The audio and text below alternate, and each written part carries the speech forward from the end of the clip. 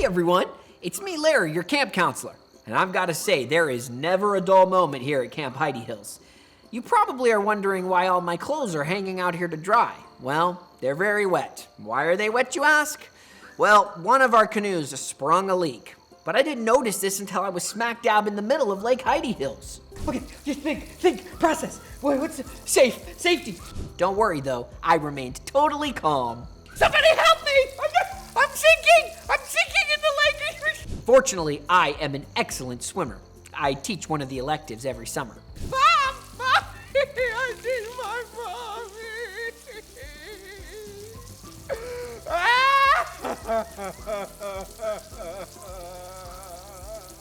One good thing about my canoe accident is that it reminded me of one of my favorite true stories from the book of Acts in the Bible. It's about a man named Paul. Paul was once one of the biggest enemies of Jesus' followers, but God changed his heart so much that he became one of Jesus' best missionaries. A missionary is someone who travels around and tells others about Jesus. He talked about the good news of Jesus every chance he got.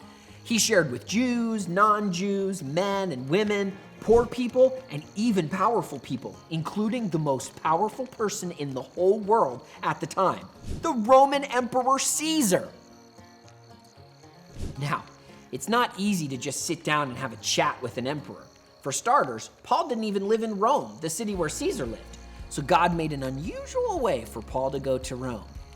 First, Paul was arrested for causing trouble. Told you it was unusual.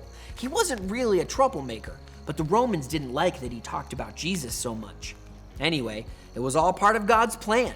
When it was time for Paul to be released from jail, he asked for Caesar to be his judge.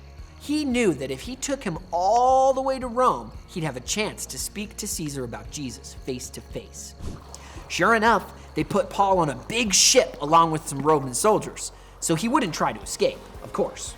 Paul warned the soldiers and the sailors on the ship that there was bad weather ahead, but they didn't listen to him. They set sail, and sure enough, there was a big storm. Now, you should know that back in Bible times, traveling by ship was really dangerous, especially in bad weather. This storm got so bad that all they could hope for was to get off the boat without drowning. That's when Paul stood up and told them to have courage. He told them about how an angel had appeared to him and told him not to be afraid because God would let them all live. Paul knew that God was going to protect everyone so that he could finish his very important mission.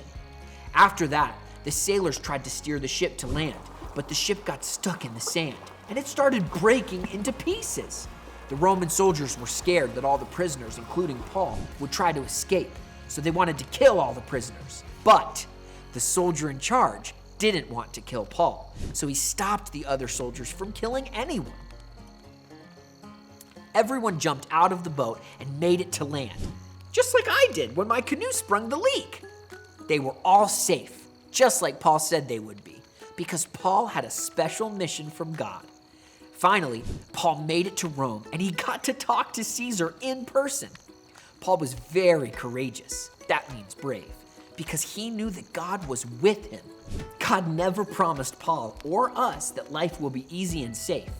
Paul's trip was super dangerous, remember? But we can be courageous like Paul was if we have the Holy Spirit like he did. The Holy Spirit is the presence of God inside of us. That means even when things are very scary, God is with us, and the Holy Spirit gives us courage. I have to admit, I was a little scared when my canoe started to sink.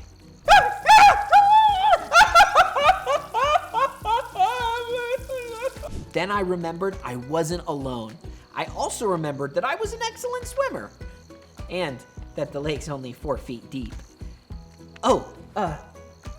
Bye everyone. Looks like my clothes are finally dry. Whew.